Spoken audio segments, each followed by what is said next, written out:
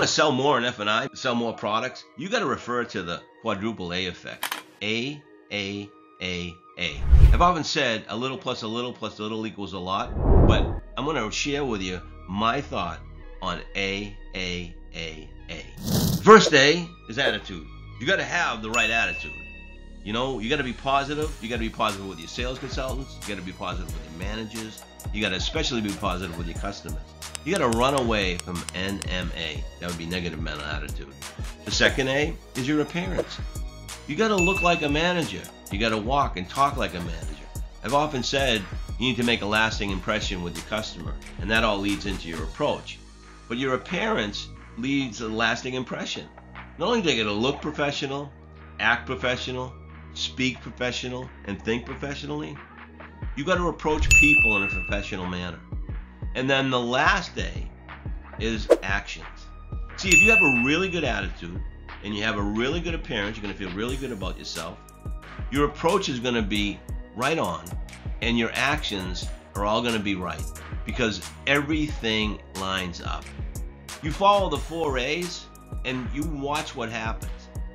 I'd like to focus on the 1A that I think is one of the most important outside of your attitude, and that's your approach.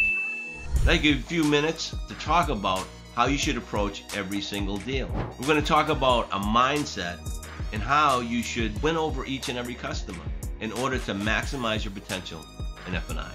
This is how you should go into each and every single deal that you have. The first thing, you have to go into each and every deal with the right mindset. There's basically 5 mindsets that I coach on and train on that you should have in each and every deal. I want to share those 5 mindsets with you and give you a little discussion on them. Those 5 mindsets start with recognizing that resistance is pre-programmed in the customer's mind. What does that mean? That means that when the sales consultant says it's time to see an F&I manager, their apprehensions raise and their resistance raise.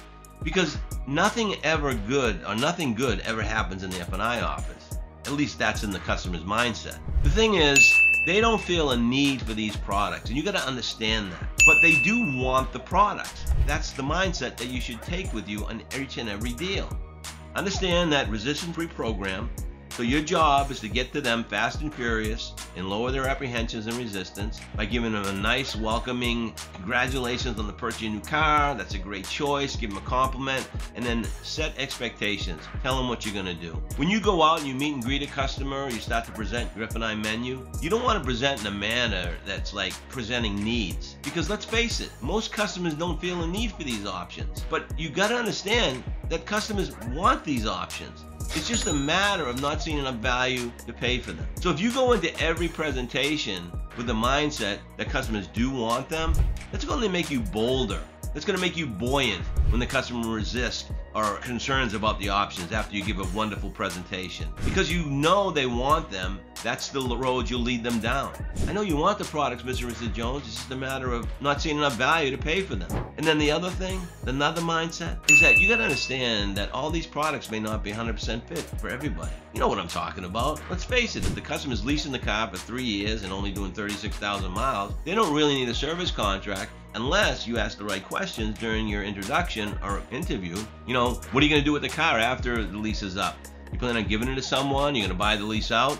Now you have an opportunity to show them a service contract. So certain products won't fit every single situation. Maybe a customer's putting 50% down or 30% down. Obviously, guaranteed asset protection wouldn't fit that particular situation. And the other thing, one of the most important things, mindsets that you should have, in my mind, is that you need to understand that the customer may favor one product over the other. Your job, as I often say, should you choose to accept it, is to find out which option they feel is more important than the others. And how do you do that? You simply ask them at the end of your presentation, which option works best for you? That's how you do it. So you go into every presentation with that mindset, knowing that the customer doesn't feel a need, knowing that they want the product, knowing that all these products may not fit every particular situation, and that they may favor one product over the other, and you're going to win more customers over. But let's talk about winning customers over.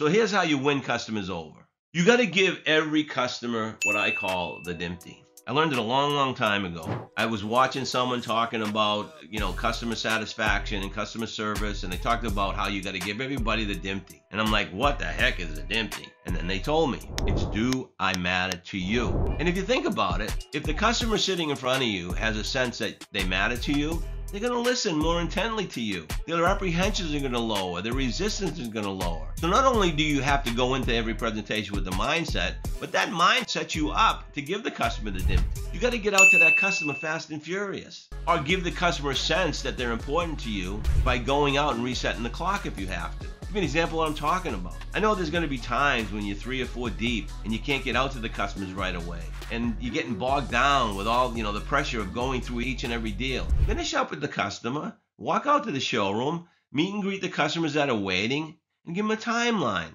At least they'll feel better. I mean, think of the times that you're on an airplane. I'm on an airplane an awful lot.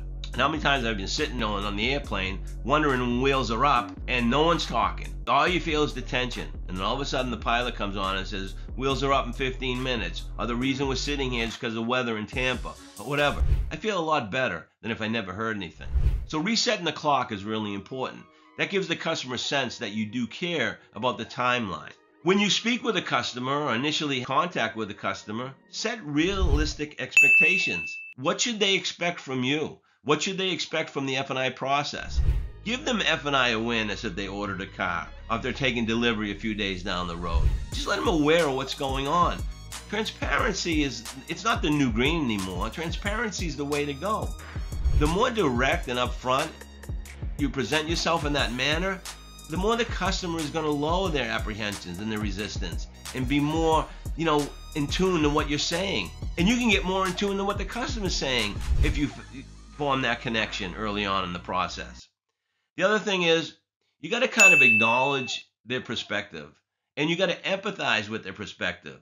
If the wait's too long, or if it was a hassle to get to the deal they wanted, or if their credit's bad, well, if their credit's bad, it's their fault. But you know what I'm talking about.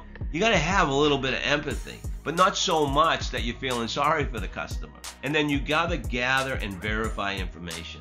It's really important that you verify all the information on the deal so you're not making mistakes, and you gather information. The questions you ask of them during your introduction or interview prior to giving a presentation is only going to show that you do care if you ask the right questions.